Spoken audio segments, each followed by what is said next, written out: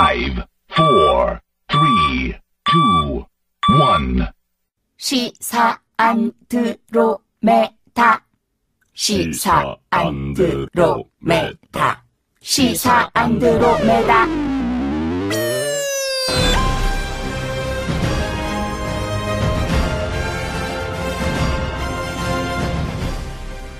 안드로메다로 간 미국 시원이 정상이 되는 그날까지 주파수 94.5MHz YTN 라디오 공식 팟캐스트 시사 안드로메다 시작하겠습니다.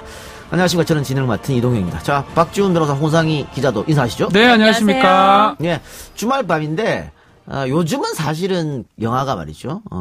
주말에 개봉하지 않고 금요일, 수요일 주말, 목요일, 수요일까지 땡겨졌어요. 굉장히 땡겨졌는데 예전에는 사실 영화라 하면 주말이죠. 개봉도 주말에 했고 우리 왜 주말의 명화 이런 것도 딴 사자나무 아닌가? 맞아. 띠리디 그렇게 했었는데 역시 그럼 주말을 하면 이제 영화가 생각나는 밤 아니겠습니까? 네네. 우리 방송도 주말에 하는 거니까.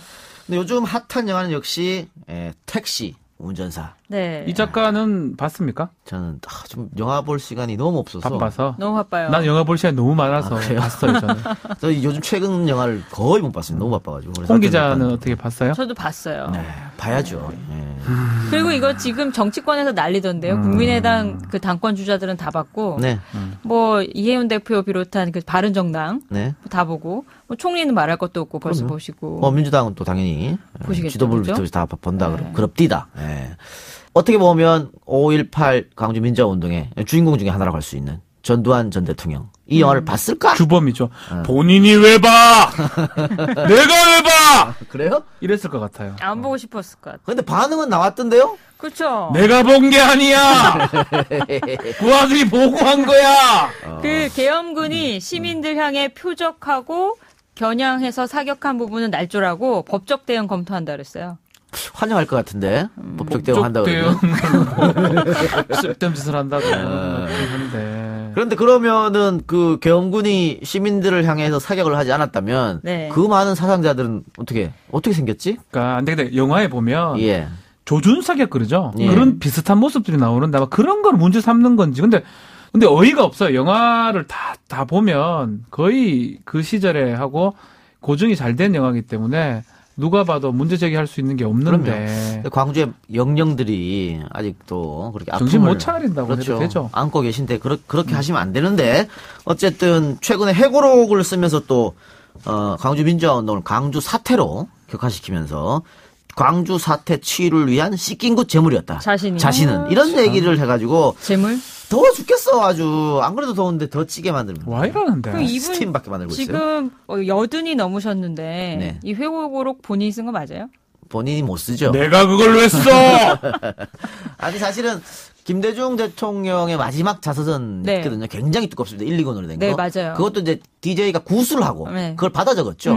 그런 형식 이번에 아마 그런 형식으로 냈을 것 같은데. 실제로 네. 지금 타이핑 치긴 좀 어렵다. 물리적으로 봤을 때 어렵다 봐야 되고. 네. 그렇다고 원고를 이제 실제로 볼펜으로 썼을까? 또 그것도 의문이고. 어렵죠. 구술 내지 아니면 다른 뭐 대필 했을 가능성도 있다. 근데 왜 대필 가능성이 자꾸 언급되냐면요. 네. 그동안 전두환 전 대통령이 본인이 직접 증언한 거하고 회고록에 쓴 거하고 달라요. 말이 완전히 달라.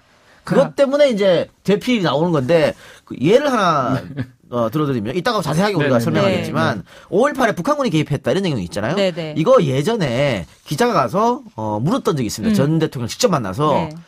북한군이 개입했다는 설이 있던데니까 전두환이 그때 뭐라 했냐면 누가 그래?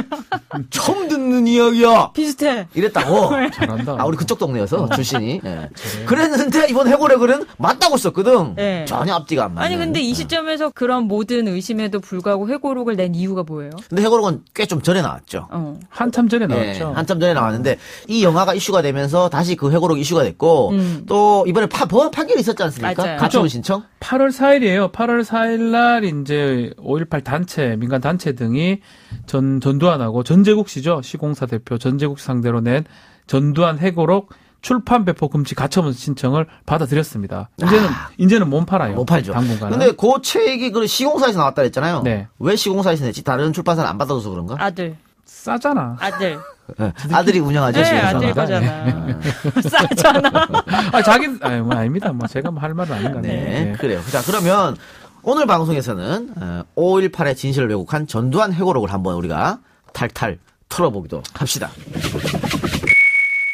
네, 하기 전에 우리 택시 운전사 뭐 본 소감 택시 기사 한번 저는 뭐 네. 영화 내용을 뭐 구체적으로 말씀드리긴 안 네. 될 것 같고 근데 예전으로 돌아간 것 같더라고요. 제가 초등학교 한 2학년 1학년 때 무려 맞아요. 맞나? 하여튼 단발머리도 나오고. 그때로 돌아간 느낌이고 네. 그 아픈 역사가 느낌이 들어서 그게 좀 아프기도 하고 하여튼 그런 생각이 들더라고요. 그 박지훈 변호사는 뭐 80년 민주운동 일할 때 뭐 그래요. 한 6, 7살 좀 됐을 유치원 것 정도 같아요. 됐을 것 같아요. 예. 그런데 이 5.18의 진실을 그러면 몇 살쯤에 알게 됐어요? 저는 왜냐면 사실 대학 때 알게 됐어요. 그렇죠. 왜냐면 박지훈 변호사나 저 같은 경우에는 그 지역이 TK이기 때문에 이거 뭐 폭도 빨갱이들 그렇게 이렇게 그래요? 배우고 자랐거든. 우리는 어른들한테. 5.18 사태라고 배웠었어요. 진짜. 근데 나는 그럼 되게 일찍 간 거예요. 네. 몇 살 때? 초등학교 2, 3학년 때. 왠지 아세요? 네. 제가 강원도 산골 출신이잖아요. 그래요? 삐라를 주운 거야, 제가. 삐라. 지금 생각. 빨갱이네. 빨갱이네. 삐라를. 아이, 왜 이래요. 주었는데, 거기 광주 학살의 진실을 밝히라고 써 있었어요. 그래서 내가 그거를 우리 집에 와서 이모가 계셔가지고 이모한테, 이모 광주 학살이 뭐야? 그랬더니 이모가 내 입을 확 설명해줬어요? 막았어. 아. 입을 큰일 확 난다고? 막는 거야. 큰일 난다고? 그런 말 하는 거 아니라고. 근데 진짜 진짜 그 철이- 방공 철이 학생이 들었다. 아니었네. 원래 삐라를 주면요 경찰서에 갔다 그거 오야지. 갖고 가면 공책 줘. 공채가 왜 여기라고. 강원도에는 삐라 너무 많아요. 너무 많아서. 네, 풍선이 발견되기도 한다고. 우리는 그 산으로 주우러 다녔어요. 그렇죠. 공책 얻으려고. 돈벌이 아, 하려고. 정말요? 삐라 저는 주우러 꿈이 그거였어요. 예전에 간첩선 하나 발견하는 그렇지, 거. 지치. 뭘 3천만 원 산다 발견해요? 그랬거든. 간첩선 하나 발견하면 진짜예요. 꿈이었어요, 이게? 그걸 한 명 잡으면 아니, 그럼 발견하면 강원도 인생이 두뇌- 바뀌는데. 강원도 두뇌 산골로 좀 오지 그랬어요. 아니 그래서 왜 우리 저 학교 다니면 포스터도 있었거든. 네. 간첩 식별법 이래가지고 네. 담배값 모르는 아, 사람. 맞다. 뭐 이랬었어요. 그 책받침 같은 거. 그래. 무전기 들고 산에 가가지고 웅크리고 앉아있는 사람. 뭐 그런 우리 거. 산에 많았는데 그런 사람들. 그 집안에서 이불 쓰고 뭐 단파라도 맞아요, 듣는 사람 이런 맞아요. 것들. 그런 사람이 간첩인 줄 알았는데 네. 요즘 영화 보면 다 막 공유 이런 사람이 간첩이야. 김수현 엄청 이런 잘생겼어요. 말도 안 돼. 희한해. 어쨌든 네. 박준 변호사는 대학교 때 굉장히 늦게 진실하게 대학 1학년 때 알았죠. 우리 예비대학 이런 거 하면서 그때 알았어요. 저는 오리엔테이션 그러나요? 저는 지금 빨갱이라서 모르겠는데. 초등학교 때 초등학교 알았고요. 때. 아니 그런 걸 본 것 같긴 한데 믿질 않았어요. 잘못됐다고 생각했어요. 그러니까 진짜로 94년도 3년도 정도 알았으니까 정말요? 대학교 한참 때? 뒤에 그러면 굉장히 그 충격이었겠네요. 내가 알았던 것하고 다르니까. 예, 깜짝 놀랐어요. 그래서 예비대학 때 자꾸 혼란스러웠던 게 그 부분이었어요. 근데 고등학교 때까지는 뭐 그런 거 신경을 안 썼었는데 네. 대학 들어가서 오리엔테이션을 하는데 우리 학교에서 그런 얘기를 할 때 되게 충격적이었고 그걸 가지고 논란을 한 적. 근데 저는 감히 끼어들지도 못했어요. 모르니까. 너무 무서워서. 안 무서웠어? 사실 모르기도 하고 네. 긴가민가 하기도 하고 그래서 그때가 지금도 이 기억이 작가는요? 나네요. 저는 굉장히 빨리 알았죠. 그렇죠. 이건 좀 방골 기질이 있어요. 예, 전 방골 기질이 있기 네. 때문에 굉장히 빨리 알았는데 사실 저는 알려고 한 게 아니고 초등학교 5학년 때인데 네.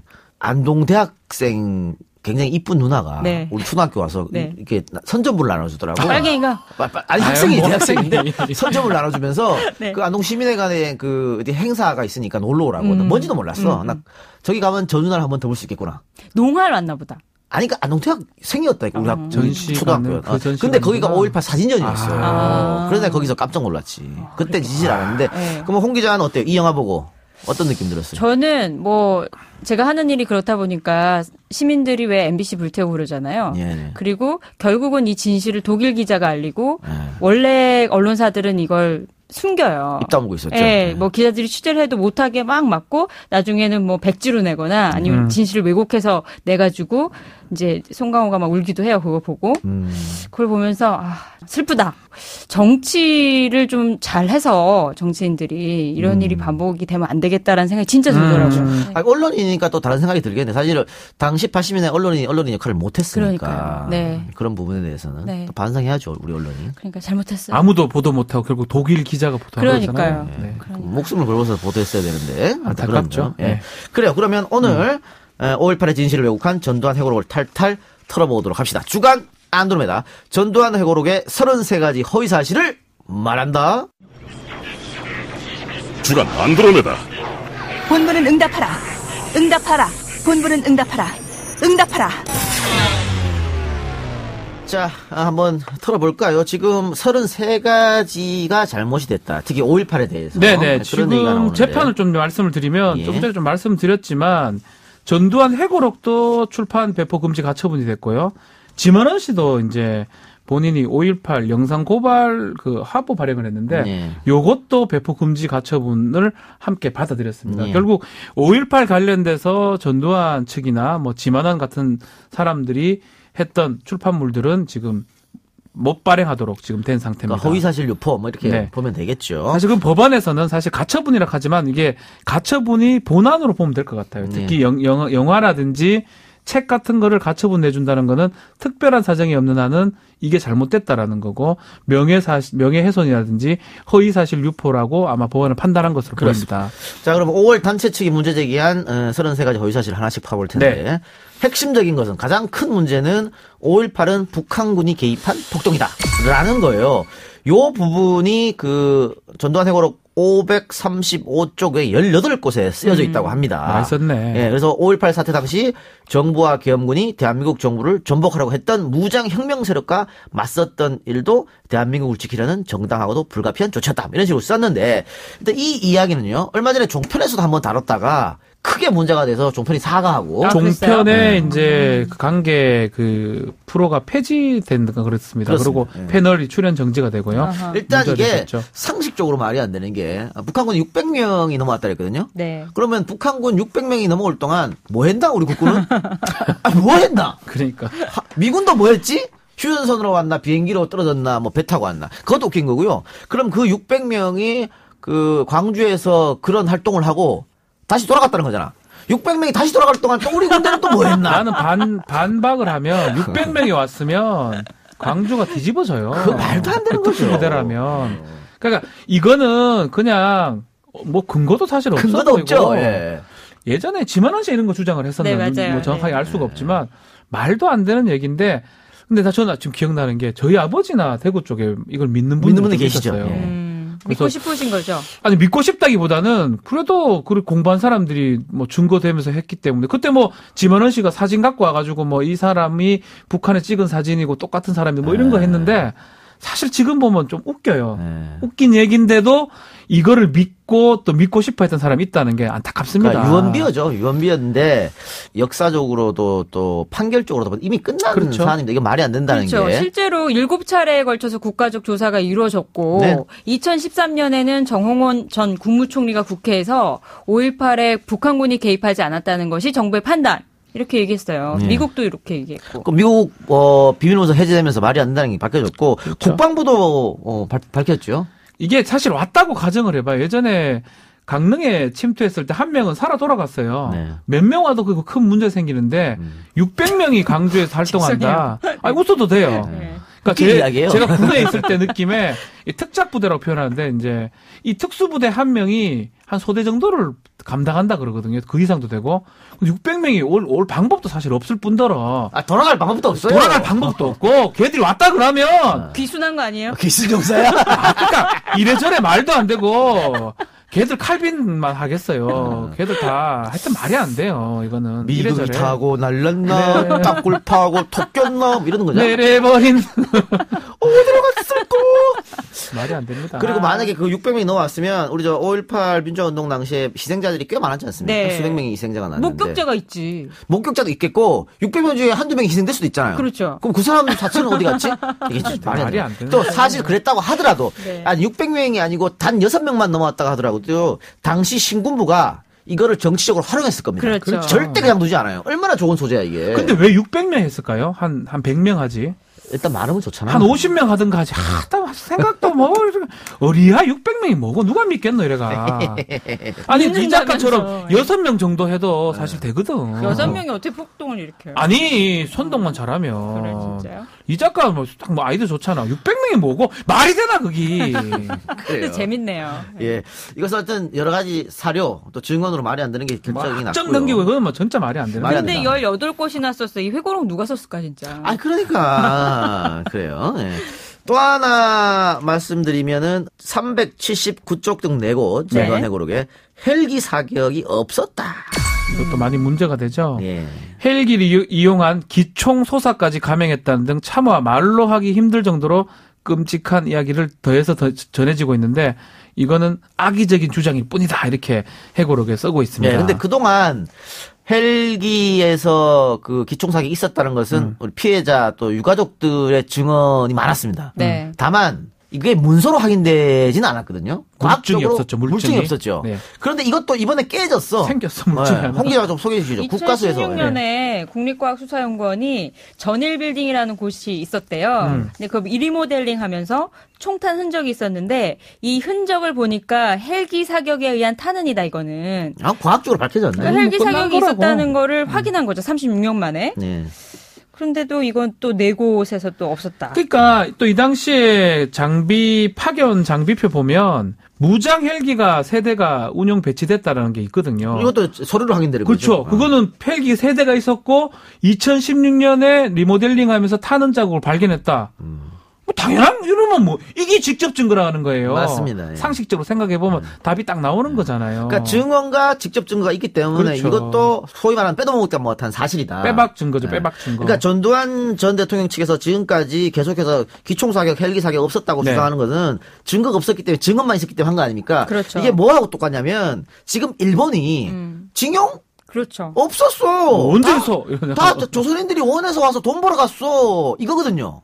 위안부 없었어. 다 자기들이 원해서 왔어. 돈 벌어 갔고. 근데 그게 뭐냐면 강제성이라고 하는 겁니다. 그렇죠. 맞아요. 근데 강제성이 있었으면 이제 반일륜 범죄가 되는데 일본 측에서는 우리는 강제성이 없었다고 주장하는 거거든요. 그게 바로 서류가 없기 때문에 그래요. 그렇죠. 근데 우리 위안부 할머니들, 강제징용 당한 할아버지들 다 증언자가 있는데 서류가 없다는 거거든. 근데 일제가 그거 다 서류 불태우고 있는 거 아니에요. 그렇죠. 근데 그것도 지금 하나하나 발견되고 있기 맞아요. 때문에 네. 일본이 주장하는 거와 똑같은 주장을 지금 똑같은 논리로 전두환 측에서 주장하는 거죠. 손바닥으로 하늘을 가릴 수가 없는 거거든요. 네. 근데 엉뚱한 소리를 하고 헬기 사격이 없었다라고 얘기하는 거는 사실은 말이 안 되는 거고 이 증거로 드러난 이상 이쪽은 뭐 이쪽 4곳 정도는 아예 뭐 잘못된 내용이 아닌가 생각이 듭니다. 또 심각한 거는 가장 마음 아픈 게 이 민간인에 대한 학살이잖아요. 이게 학살이죠. 근데 비무장한 민간인은 학살 안 했다. 이렇게 주장해요. 그러면 진짜 말이 안 무장한 되지. 민간인만 학살했다. 이 얘기인가요? 우리 국민은 국민의 군대라서 결코 선량한 국민을 향해 총구를 겨눌 일은 없었다. 아니 그러면 중학생, 고등학생 걔네 왜 또 죽었어? 임산부 이런 분들 왜 사망한 죽었어요? 사람 그러니까요. 뭐예요? 그래. 말도 안 되는 소리지. 그러니까 참 그럼 차라리 오발도 좀 있었다라고 표현하면 모르겠는데 비무장한 민간인은 죽인 적이 없다라고 얘기했는데 결국 지금 증거는 달라요. 임산부 최미애 씨죠. 당시 23살.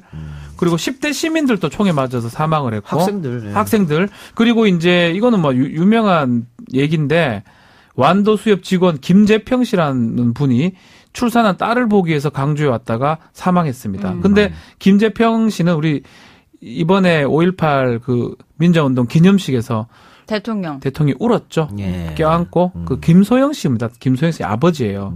그래서 그런 거 이 증거들이 지금 버젓이 살아 있는데. 그러니까 김소영 씨가 5.18이 생일이잖아요. 그래서 그렇죠. 5일 18일 날 태어났고 그걸 보러 왔던 김재평 씨가 아버지가 계엄금 총에 맞고 사망을 했고 그래서 김소영 씨가 울면서 내가 태어난 날 아버지가 사망했다라고 하고 대통령이 끌어안아준 모습이 아직까지 생생한데 이 버젓이 살아있는 사람 앞에서 이런 거짓말 한다는 건 말이 안 된다는 생각이 그리고 듭니다. 전남대병원에 진료 기록지도 있었고 수술대장도 있었고 여기서 보면은 초등학생 중학생들도 나오고 예. 또 야산에서 총살된 일에 대한 목격자들도 있잖아요. 근데 네. 이거 아예 없었다고 하는 건 너무 뻔뻔한 것 같아. 그러니까 그 앞에 지금 우리가 세 군데를 얘기했는데 이건 세 군데만 어디다 해. 말해도 말도 안 힘이 돼. 붙이네요. 그러네요. 화가 나네요. 화가 나서 네. 제가 지금 욕이 이까지 올라오다가 이건 라디오구나 생각해서 욕을 안 하고 있어요. 94.5 메가헤르츠다. YTN. 조심해 주세요. 네. 또 있죠. 네. 5.18과 관련한 회의를 비롯해서 전두환 대통령은 어떤 과정에도 관여하지 않았다라고 주장하고 계십니다. 그러니까 본인이 보안사령관이기 때문에 작전 지휘 모임에 참석할 수 없었고 참석한 일도 없다 그러고 5.18 사태의 발단에서부터 종결까지 과정에서 내가 직접 관여한 일은 처음부터 존재하지 않았다라고 그럼 뭐 하는 사람이야, 기술했습니다. 보안사령관이? 허구한 날와의 남한 것고 그래. 내가 뭘 했어? 아니, 보안사령관이 어떤 과정에도 관여하지 않았으면 뭐야, 바지 사장이에요? 아니, 정상적인 보안사령관이라면 이 말이 맞을 수가 있어요. 근데 그 당시에 보안사령관이 전두환 전 대통령의 그 위치 자체가 네. 권력 몰빵인데. 최고의 권력자인데. 그러니까요, 내 말이. 그리고 지금의 보안사령관이면 가능하겠죠. 5.17 비산 계엄 쪽치 학대도 전두환 자기가 했죠. 자기 그러니까요. 그때 장군이 한 거예요. 근데 예. 관련이 없다 그러면 말이 안 되는 거고 이게 그러면 나는 몰랐다는 게 뭐냐면 요즘에 이수법 쓴 사람 많습니다. 우병우 전 수석. 나는 그러네요. 몰랐어요. 이러면 그러네요. 조윤선 전 장관. 나는 몰랐어요. 내가 뭘 알아. 네. 이건데. 이재용 부회장. 나는 몰랐어요. 이런 거 다 똑같은 주장하는 그렇죠. 거예요. 누가 봐도 알아야 되고 알 수밖에 없는데 몰랐다고 근데 주장하는 심지어 상황이죠. 자기가 재물이었고 십자가를 줬다 이런 표현은 너무 양심이 없다. 십자가. 네. 어디다 십자가를 갖다 대요 지금. 저는 그래서 이런 부분 봤을 때는 이거 재판에 97년 4월 17일 대법원 판결이 다 나옵니다. 나와서 결국은 개입했고 본인이 이제 했기 때문에 내란 수괴죄가 인정이 된 상황인데. 그리고 내란 수괴죄가 인정이 됐기 때문에 당시 그 법정에서 사형이 선고된 거죠. 사형이 네, 됐죠. 그랬죠. 둘이 손 잡는 까지 기억나죠. 둘이 노태우하고. 둘이 손 꼭 잡고 브로맨스 아유 그런 느낌 들더라고요. 이거 법치주의를 또 부정하는 거네? 그런데 그래서 난 이거는 봤을 때는 누가 써준 것 같아. 나는. 이 사람이 체면을 중시 여기는 스타일이잖아. 그렇기 때문에 이 사람 입장에서는 글쎄 차라리 이거 뭐 자기 회딱하는 게 낫지 이거 보안사령관이 아무 힘도 없고 난 모른다 이런 말을 하는 게 본인 체면하고 좀 안 맞아떨어지거든요. 그래서 하태경 의원이 주장하듯이 대필이 아니냐 이런 얘기도 계속 나오는 것 같아요. 박지원 변호사 주장이 아니죠. 제 주장이 아니에요. 하태경 의원 주장이에요. 제가 뭐 주장을 뭐 합니까? 빠져나가려고. 조마조마했어요. 제가 주장을 뭐하러 합니까? 제가 뭘 합니까? 잘했어요. 제가 그때 유치원생인데 뭘 알아요? 그래서 대필이라 그럴 때 사실 홍 기자가 저를 가만히 있었거든요. 걔네들 우리한테 불똥 튈까 봐. 아니요. 하태경 의원이 주장. 하태경 의원이 그러네요. 하태경 의원이 주장. 하태경 의원의 주장이 저희 제작진하고 아무 상관이 없습니다. 이따 전화해봐야겠어요. 아니 하태경 의원이 오늘 했어요. 다 얘기 다 했어요. 했어요. 예. 또 뭐가 있어요? 앞으로 몇 개 더 해야 돼요? 아우. 그만해. 하나만 더 할까요? 네, 하나만 제가 좀 얘기를 하겠습니다. 예. 집단 발포 직전 시위대에 장갑차에 치여서 계엄군이 사망했다라고 해보게 이러지 기술을 말자 정말. 470쪽에 기술을 했는데 이것도 그날 보면 5월 21일입니다. 80년 네. 전남 도청 앞에서 집단 발포 직전에 장갑차에 치여가지고 계엄군 병사 한 명이 사망하고 한 명이 중상을 입은 사고가 발생했는데 이거를 어떻게 얘기하냐면 시위대가 공격하는 바람에 이걸 막다가 뭐 이렇게 됐다 이런 식으로 지금 얘기하고 있는데 예. 다른 어떤 증언에 따르면 그게 아니고 한 명이 병사가 넘어졌고 장갑차가 무한궤도로 그 안에 이제 깔리는 바람에 죽거나 다치는 사고가 일어났는데 그 증언들이 그 소속 병사들이 다 봤는데도 불구하고 다른 식으로 지금 조금 기술이 돼 있는 것도 이것도 문제가 아닌가 생각이 듭니다. 이 군인들도 너무 불쌍해요. 오죽했으면 군인들을 제정신으로 그 진압이 안 되니까 네. 약을 먹였다라는 맞아요. 그런 이야기까지 돌았었지 않습니까? 아니 오죽했으면. 그렇게 할 수밖에 없다는 생각이 들더라고요. 왜냐하면 이건 전시 상황도 아니고 민간인들한테 총을 막 쏴야 되는 상황이잖아요. 그거 자국 국민이잖아요. 그러니까요. 그럼 고민을 많이 했을 것 같아요. 아니 그래서 또 어떤 그때 당시에 또 설이 돌았냐면 네. 그 투입된 공수부대는 다 경상도 사람으로 채웠다. 이런 것 돌았어요. 너무한다. 왜냐면은 그 고향 사람을 죽일 수 뭐 그런 얘기 있었다. 생각하니까. 친척을 만날 수도 있고 만날 그래서. 수 있으니까. 어쨌든 광주 사태 때문에 지금 홍 기자도 네. 광주 사태라고 표현했잖아요. 우리는 우리 그래 배워왔다고. 그렇게 배워왔거든. 미안해. 아니 아니 무연 중에 말 더듬는다. 5.18 강주 민주화 항쟁 아니, 이렇게 해야지. 학살이라고 해야 되는데 그러니까 삐라에서 보는 이게 대로. 92년 김영삼 대통령 당선되고 93년부터 이제 바뀌기 시작했지. 그 전엔 딱 강주 사태였어요. 그렇게 배웠던 것 같아요. 97년도 대법원 판결을 하고 그때부터 용어도 그 위에 바뀐 거예요. 그러니까 우리는 초등학교, 중학교 때는 다 광주 사태로 사태로 배웠죠. 배웠죠. 사태를 알고 있었죠. 이게 광주- 교육의 중요성이 이렇게 큽니다. 광주 누구 민- 말대로 폭동이라 생각하는 사람도 있었다고요. 강주 민주화. 광주 민주화 항쟁. 항쟁으로 정부 공식 발표로 193명이 사망했고요. 네. 이 가운데 사망한 군인은 23명, 경찰 4명, 민간인은 무려 166명인데 이거 뭐 정부 발표지 사실. 실종자는 또 더 많은 굉장히 거죠. 많습니다. 다 뺀 거잖아요. 이게 너무했어요. 이거는 정말 말이 안 돼. 지금 전두환 회고록이 보니까 세권 분량이 상당히 전 안 살래요. 이제 살 수도 없어요. 아, 그러네요. 사고 싶어도 뭐 안 팔아. 살 수도 없고 제가 사실은 이게 저희 어떤 전문 분야이기 때문에 네. 샀어요? 사야 마땅합니다만 네. 안 샀습니다. 잘했어요. 네, 사야 마땅하면 뭐 다른 걸 보면 되니까. 샀으면 욕할 뻔했어요. 예.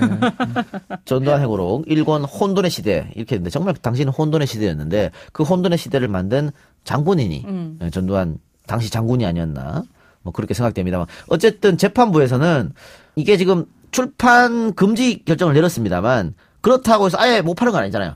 고쳐라, 수정해라. 왜곡한 내용을 그렇죠. 삭제하면 그걸 바꿔가지고 그쪽에서 다시 또 소송을 제기할 수가 있어요. 아니면 판결 취지대로 바꿔주면 또 이제 풀릴 가능성이 있기 때문에 우리가 좀 유심히 지켜봐야 될 부분 근데 같아요. 바꿀 수도 있어요. 이런 경우가 있어요. 글쎄요, 뭐 저는 아직 그런 경우 본 적은 없습니다. 그쵸. 근데 다만 예전에 우리 그때 그 사람들이라는 영화가 있어요. 그 영화가 이제 박지만 씨 측에서 소송을 거니까 앞부분을 빼고 이제 예. 상영된 적은 있습니다. 앞부분에 이제 무슨 목욕하고 뭐 이런 장면이라 그러는데 그 장면만 커트하고 상영된 적은 있거든요. 뭐 이것도 가능성은 사실 없다고 할 수는 없죠. 근데 33군데를 만져야 되니까. 많이 힘들겠죠. 책 많이 잘라내야 되니까. 아니 근데 이런 비난을 받을 게 분명한데 이걸 왜 냈냐고. 그러니까 본인이 안 한 거라니까. 하태경 의원 주장에 따르면. 저는 그래서 하태경 의원 말이 맞다는 생각이 그럼 들어요. 주변인들은 이걸 구태에 왜 냈어요? 세 권이나 돈 많이 들여. 책임은 전두환 전 대통령이 지는 거니까. 돈 많이 안 들였구나 시공사에서. 아니 그러니까 지금 안만 따지면 하태경 의원 말이 다 맞는 거 그러니까 같아요. 스스로 면죄부를 주기 위한 게 아니었을까. 그러니까요. 그렇죠. 그렇게 믿고 싶은. 이런 생각 들고. 근데 그렇다고 해도 요 부분은 사실은 이제 문제가 됩니다만 사실은 좀 눈여겨봐야 할 대목은 있어요. 네. 그 예를 들면은 그 노태우한테 550억 줬다. 요런 부분. 요런 부분 사실은 전두환의 증언 아니면 알 수가 없는 거거든요. 그거는 맞겠죠 아마도. 그러니까 받은 노태우가 말할 일은 없잖아요. 그렇죠. 550 받아서 말할 네. 일이 없으니까. 근데 전두환 회고록 보면은 정치 자금으로 그러니까 선거 때 87년 대선 직전에 대선 직전에 550억 줬다. 당연히 줬겠죠. 그걸로 이제 선거를 치렀다. 뭐 이런 얘기 같은데, 야, 근데 차이가 많이 나네요. 그 노태우 회고록 보면은 얼마 받았대요? 김영삼 대통령에게 3천억 줬다 그랬거든. 물가가 많이 뛰었으니까. 3천억. 참 꽤 많이 나네요. 옛날 이 얘기입니다. 요즘은 돈 가지고 정치 못 합니다. 아유 다 걸리더라죠. 다 걸려들고 그래서 국가에서 선거비 보존을 하잖아요. 그렇죠. 이제 네. 돈 가지고 정치하지 마. 이렇게 해서 잘 된 겁니다. 맞죠, 정치자금법 그게. 개선해가지고. 근데 박정희 대통령이 매년 기업에서 40억씩 걷었다. 이런 증언도 있는데 요거는 뭐 전두환 전 대통령이 박정희 전 대통령의 양자였다는 얘기도 있었기 때문에 뭐 자기가 옆에서 지켜봤기 때문에 잘 알겠죠. 하여튼 요런 것 같은 경우에는 우리가 좀 더 사료를 발굴해서 그래서 조사할 필요는 이 있고. 작가는 좀 봐요. 이 네네. 작가는 그 쓸데없는 부분은 빼고 쓸데없는 보고 빼고, 예. 조금 볼 필요는 있어. 건질 것도 있을 수도 있거든. 지금 말한 것처럼. 아 근데 일단 우리는 안 볼 거야. 너무 화가 날 것 우리는 같아요. 안 볼 거예요. 저는 세 권이나 되면 전 어지간하면 전직 대통령 해고령 안 보려고요. 그래요? 변명서 같아. 조금 객관적이어야 되는데 자신의 기준으로 하긴 썼던 뭐 책이기 대통령의 때문에 시간도 그렇고 그런데 그러면은 이 방법이 어때요? 이 작가가 읽고 요약해 주는 거예요. 이 작가가 새로 쓰면 되죠. 이 작가가 그걸 보고 그때 그거를 이제 인용해가면서 쓴다고 그러면 아니, 처음부터 다 욕일 수도 있어요. 그렇죠. 저쪽에서 또 소송하면 어떡해. 뭐 소송하면 하라지 뭐. 아니 저는- 근데 아니 네. 뭐 아니 평전 같은 걸 쓸 수 있죠. 아 그렇죠. 아니, 그래서 누구나 쓸수 평전으로. 있으니까. 아유 전두환 평전으로 아 하는 게 평전 나온 맞죠. 거 없어요? 아직은 없는 전두환 걸로 전 제가 알고 대통령? 있는데 아니 누가 뭐 아니 뭐 평전했겠노? 있어. 있어요? 예. 아니 비판 형식으로 쓰는 것도 있고 네. 찬양 형식으로 쓰는 것도 있고. 그렇구나. 근데 회고록 아까 뭐 박주 변호사도 문제점을 얘기했지만 특히 정치인의 회고록은요.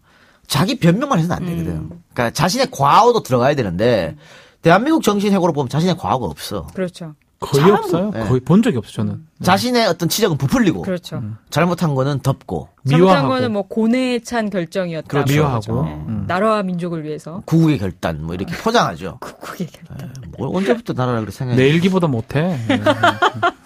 일기 써요? 뭐 가끔씩 아, 뭐 일기 썼습니다. 예. 대단해요. 별거 다 하는군요. 이재명 시장이야. 아니 뭐 시장 그 정도 일기는 아니지만 일기 쓴대요? 아, 일기 옛날에 봤잖아요, 많이 우리. 썼잖아요. 과거에 썼던 거다, 예, 과거에. 예. 이재명 시장 일기 같은 게 되게 저는 와닿아요. 좋더라고요. 그 막 노동운동할 때, 예. 아니 노동할 때 운동 예. 다이지 노동할 때 짜장면 먹었던 거하고 그거 이거 나오면 나 적어놨는 거. 산다, 그거. 나는 그런 게 의미가 있지. 이 회고록을 누가 썼는지 일단 알 수 없다라는 주장이 나오고 있고 그런데다가 너무 왜곡이 많기 때문에 이거 5.18 희생자 가족이 보면은 얼마나 마음 그렇죠. 아프겠어요. 아, 그러면 박 변호사, 네. 그 이런 건 어때요? 일단 가처분 신청이 내려졌는데, 네네.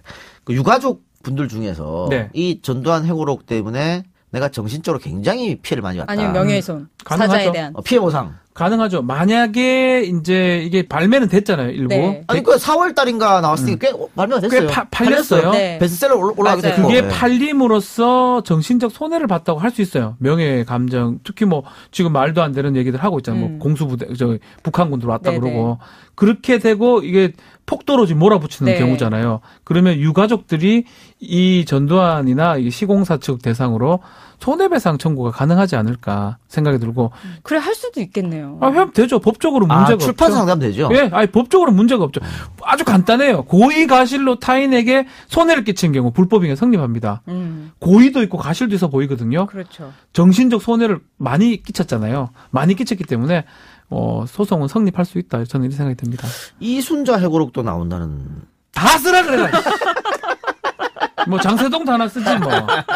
나온 김에 다 쓰죠 그냥. 예. 시공사에서. 시공사 다 내 그냥. 괜찮네요. 이학봉 뭐 화평 뭐 다 해 다. 다 합니까? 다 해요. 참 그렇다. 그래요. 근데 중요한 것은 아까 우리가 뭐 공수부대 얘기도 했습니다만 그 자국 국민들한테 총뿌리를 겨눠야 하는 공수부대 심정도 굉장히 참담했을 거예요. 그러니까요. 그래서 전 드라마가 모래시계 드라마가 네. 이제 그런 모습이 보여지잖아요. 박상원 씨가 이제 최민수한테 쏘야 되는 뭐 이런 상황. 근데 그게 저는 아직까지 기억에 생생합니다. 근데 실제 그런 모습이 뭐 그 연출할 때가 만드는 게 아니고 아마 있었지 않을까. 아니 박하사탕에도 그런 게 나와요. 상상이 가죠. 예. 차만 못 쏴가지고. 네. 그리고 도정환 의원도 이때 파견됐다 그러더라고요. 아, 그래요? 도정환도 그런 얘기 한 적 있어요. 네. 예. 굉장히 힘들었다고. 예. 그러니까 정말 우리 국민들이 국방을 지키라고 십시일반 세금 줘가지고 군대가 운영되는 건 아니에요. 그래서 그렇죠. 그걸로 총도 사고 그렇죠. 대포도 사잖아요. 근데 그 국민들한테 받은 것을 다시 국민들한테 거꾸로 총불을 돌린다고 하서 있을 수가 없는 일이기 때문에 평생의 트라우마 아닐까 군인들도. 그럼요. 저는 그런 생각이 드네요. 다시는 이런 일이 정말 반복되면 안 소수의 됩니다. 광기 때문에 그렇습니다. 너무 많은 사람들이 희생을 광기라기보다는 욕심이라고 저는 표현하기 맞는 권력. 권력 욕. 그렇죠. 참 안타까운 역사입니다. 그러니까 우리가 사실은 전두환 전 대통령 그 일당들에 대해서 끊임없이 비판을 하고 역사적으로도 판결로도 처벌을 하고 역사적으로도 끊임없이 비판하고 우리 방송 계속 하잖아요. 네. 이렇게 한 이유는 다시는 이렇게 초법적인 일이 일어나면 안 됩니다. 한 일국의 지도자를 뽑는 거는 국민의 투표로 뽑는 거예요. 그렇죠. 근데 총칼로 쿠데타로 그렇죠. 집권해가지고 네. 쿠데타로 집권했기 때문에 정당성이 없어서 이런 짓도 벌이는 거 아니겠습니까? 그래서 또 한 번 대한민국의 유혈 사태 이런 거 일어나면 안 이제는 되죠. 일어나면 안 되고 그렇죠. 없습니다. 그래서 이 얘기를 계속 해야 되는 거예요. 그렇습니다. 끊임없이 해야 되는 그러니까 우리가 뭐 지금 지어낸 얘기도 아니고 다 있었던 일이고 또 해고록을 썼기 때문에 우리가 비판을 하는 거거든요. 뭐 해고록 본인이 썼는지 뭐 하태경 의원은 안 썼다고 하기 때문에 하여튼 비판할 수 있는 거고. 오늘 하태경이 주인공이에요? 오늘 나오시나요? 제가 뭐 압니까? 하태경은 깜짝깜짝 놀라겠네 방송 듣다가 몇 번째야 도대체. 나 좋아하나? 이 얘기는 우리 자라나는 아이들한테 계속 얘기를 해야 그럼요. 되고 기성세대들도 계속 얘기를 해야 되는 그런 중요한 사건이다 저는 생각이 듭니다. 우리 지난번에 이제 촛불 네. 집회 하면서 태극기 집회가 맞불로 붙었잖아요. 네. 근데 그 태극기 집회에서 어떤 분들이 주장하는 거 보면 뭐 군대여 일어나라 이런 거 많았어요. 와, 어떻게 그런 생각을 할지 무섭습니다. 그럼 군대가 일어나가지고 우리 국민의 총을 겨눠라는 거잖아요. 그때도 하란 얘기죠. 예. 택시 운전사가 조명을 받는 이유가 특별한 이유가 저는 있다고 보는데 촛불 집회랑 다 연결이 되지 않아요? 네, 그렇습니다. 뭐 이거는 뭐 영화 스포일러 아니니까 마지막에 강화문으로 가자 그러잖아요. 택시 기사가. 그게 이제 연결이 되는 것 같아요. 근데 뭐 더 많이 나오진 않고 딱 한마디만 나오는데 이 5.18에서 시작해서 강화문 촛불 집회가 완성됐다는 그런 느낌이 들었어요. 이런 거죠. 네. 당시 광주는 고립됐거든요. 그렇죠. 그 누구도 들어가지 못하고 그 누구도 나오지 못하는. 네. 근데 이번 촛불 집회는 서울뿐만이 아니고 전국에서 동시다발로 다 일어났잖아요. 그렇죠. 권력이 30년 전처럼 막지를 못하는 거예요. 그러니까 우리가 만약에 우리가 역사적 가정할 필요는 없겠지만 5.18에 대한 평가를 뭐 김영삼 대통령이 누가 하든 안 했고 넘어갔다고 했을 때 단죄를 안 했다 하면 이런 촛불 집회도 없었을 거예요. 그럼요. 촛불 집회를 하게 되면 위정자들이 막기 위해서 별의별 수단을 다 쓸 거고. 근데 그걸 하면 안 된다라는 거를 역사적 교훈을 받았기 때문에 촛불 집회가 성공적으로 된 거거든요. 아니 그래서 당시 했던 그 작업을 역사 바로 세우기 작업이라고 그렇죠. 했잖아요. 네, 그래요. 맞습니다. 알겠습니다. 자, 어쨌든 오늘 전두환 전 대통령의 해고록 잘못된 부분을 탈탈 털어봤는데 결론은 다시는 이런 비극이 대한민국에서는 대한민국뿐만이 아니고 전 세계에서도 이런 그렇죠. 비극은 네. 되풀이돼서는 안 된다. 민간인들은 절대 사상자가 나오면 안 됩니다. 네, 네. 맞습니다. 오늘 마무리하면서 어떤 노래를 우리 홍상 기자 어떤 노래를 준비했죠? 조용필 씨의 단발머리입니다. 80년대를 이거는 대표하는 이 영화에서 나와요. 송강호 씨가 부릅니다. 네. 그만하세요. 근데 그 노래가 그렇게 슬피 들릴 수가 없어요. 아, 그래요? 나중에는 많이 왜냐하면 슬프죠. 그렇게 신나지 않은 시절이었잖아요. 아, 그래. 그렇죠. 네, 너무너무 슬퍼요. 근데 그 노래 슬퍼요? 신나는 노래인데. 그러니까요. 그러니까 처음에 나오는 노래인데 그래서 단발머리가 끝까지 귀에 맴돌긴 하네요. 아, 사실은. 보고 싶네요, 저도. 네, 한번 꼭 보십시오. 보세요. 이 방송 때문에 못 봐요, 내가. 아파 죽겠어, 진짜. 미안해요. 자, 우리 청취자 여러분을 위해서 제가 희생하고 있다는 걸 알아주시고 오늘 준비한 조용필의 단발머리를 들으면서 저희는 라디오 방송 마치고요. 팟캐스트는 계속 이어집니다. 팟캐스트 많이 사랑해 주시고 저희는 그러면 내일 또 뵙는 거죠? 네, 내일 뵈야죠. 자, 네. 내일 뵙도록 하겠습니다. 들어주신 여러분 대단히 감사합니다. 감사합니다. 단발머리 띄워주세요.